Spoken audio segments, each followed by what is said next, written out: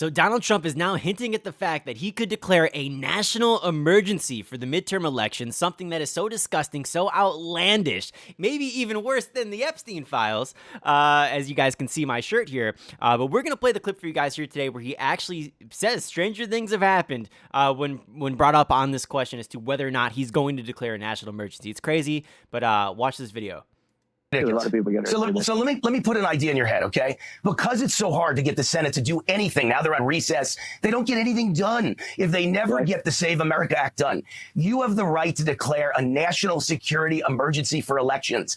And the Supreme Court ruled in 1983 under Reagan that INS versus Chadha, that if you declare a national security emergency as the President of the United States, they can't challenge it. It can only be overturned by a 2/3 vote of both houses of Congress. So if you do this in the next month, we will get photo ID, proof of citizenship, and a limit to mail-in ballots. And let you don't even need stranger the things Senate have happened. Okay, I'll leave it at that. All right, we'll leave it at that. So let me finish with a couple. He says, let me just say, stranger things have happened. Oh my God. Ladies and gentlemen, brothers and sisters, comrades and friends, my name is Dr. Phillips, your political analyst for today, and we're going to talk about it. So, guys, when I think of the President of the United States and the ability to suspend elections, I think of a couple things. I think of, is there any precedent for this happening in the past, and have we been under worse circumstances in the past? And is this something that is solely for the benefit of the sitting president? What are his intentions?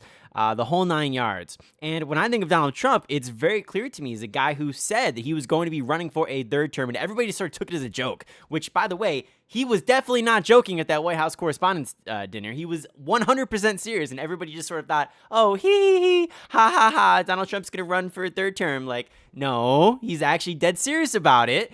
He's not joking.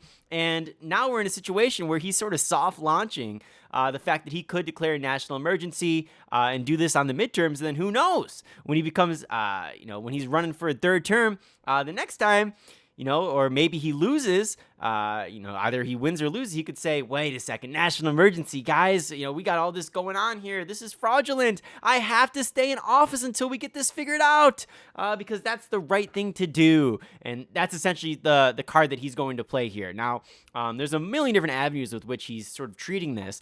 But with respects to the whole national emergency thing, there's no precedent for this. If we can get an election done during World War II, then we can get an election done right now. And I understand it. Maybe you could say, well, there's some security concerns, blah, blah, blah, blah, blah. But we've been voting like this for the last 250 years. And if you think that there's a problem with that, we can take this up in the courts, but the President of the United States cannot suspend elections. They have to go through the proper channels in order to do so. I find this absolutely insane, especially because he's most likely going to be doing this for personal gains, and he's not doing this out of the kindness of his heart to, protect election integrity and, make sure that elections are not stolen by, some nefarious actors like China or Russia or Iran or whoever.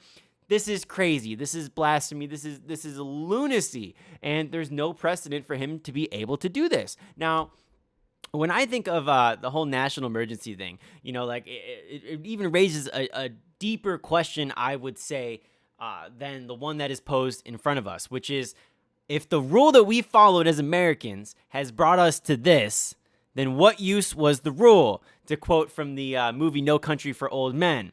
How do we get into a situation where the President of the United States is talking about suspending elections? And remember, this is a guy who, by the way, and you could pull the clip up, was the guy who criticized President Zelensky in the Ukraine for doing the exact same thing, suspending the elections.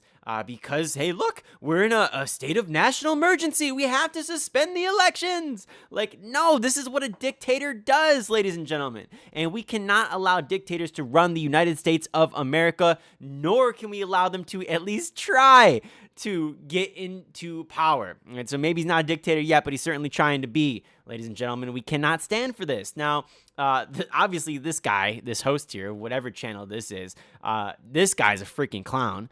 He's basically defending Trump. I mean, they absolutely glazed Trump too, and it's the funniest thing ever because if you guys remember 10 years ago, everybody fucking despised Trump back when he first started running, and then they realized, wait a minute, this guy might actually win, and now they just absolutely love him. I mean, they're They're just that, oh my God, they're the biggest sycophants you've ever seen in your entire life. And, he's trying to bring up all of this precedent here, saying, well, Trump, of course you have the authority to do this, blah, blah, blah, blah, blah. And they're just getting into Donald Trump's head, which is why he obviously has the statement, stranger things have happened, hinting at the fact that he might end up doing something like this. Now, who knows? Like, I'm sure he has a lot of advisors behind the scenes who are like, dude, like, you're actually brain dead if you try this. But in the same breath, we don't know. We don't know what he's going to do. I mean, for God's sake, we didn't think he was going to sell insider information for $100,000 a month to financial institutions. Did we think that? No, we didn't think that. We didn't think that he was going to start 10 wars in his second term as president. He's bombing 10 countries, 3 by proxy, 7 by direct conflict. That's a problem. That's a really big problem, ladies and gentlemen. And, you sit here and you say, well, this could all be a joke, or he's just hyping things up for the media. But it's like, at this point, like, I don't know, man. Look, I even got the t-shirt on. What list? I mean, everything this guy does is absolutely egregious. And this is like a step that would be so egregious that it makes everything else look like nothing almost in comparison.